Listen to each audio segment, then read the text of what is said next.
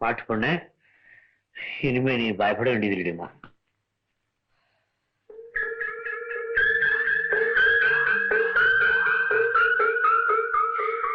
வேதாசாமி, உங்க வீட்டுக்காரர் சூர புலிதான், கொன்னுட்டாங்க. அப்பாடா.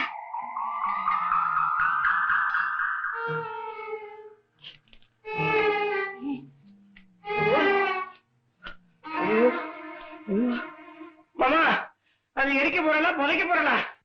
என்னப்பா நீங்க பெருச்சாலியை போட்டு இப்படி அடிச்சு நசுக்கிட்டாரு. இன்னைக்கு இனிமே ராத்திரி பூரா தூக்கமே வராது. ஒரு வாரமா ஜீவகாருண்யம் கேலி இருக்கிற இடத்த சொல்லவே மாட்டேன்னுட்ட. அதை அடிச்ச லூட்டி தாங்க முடியல. ஜெயந்தி வேற சதா அதே நினைச்சிட்டு பயந்து போயிருக்கா. அவ புடவை ரோக்கெல்லாம் கடிச்சு கொடை போட்டுருத்தோம். இந்த எலி ராத்திரி வேலையில வந்து ஆவியா பயமுறுத்தாதே. பாவம் வேதா, வரதகுட்டி ரொம்ப பயந்து போயிருக்கான். கரண்டி காய்ச்சி கொஞ்சம் கொழும்போடு போட்டு கொடு.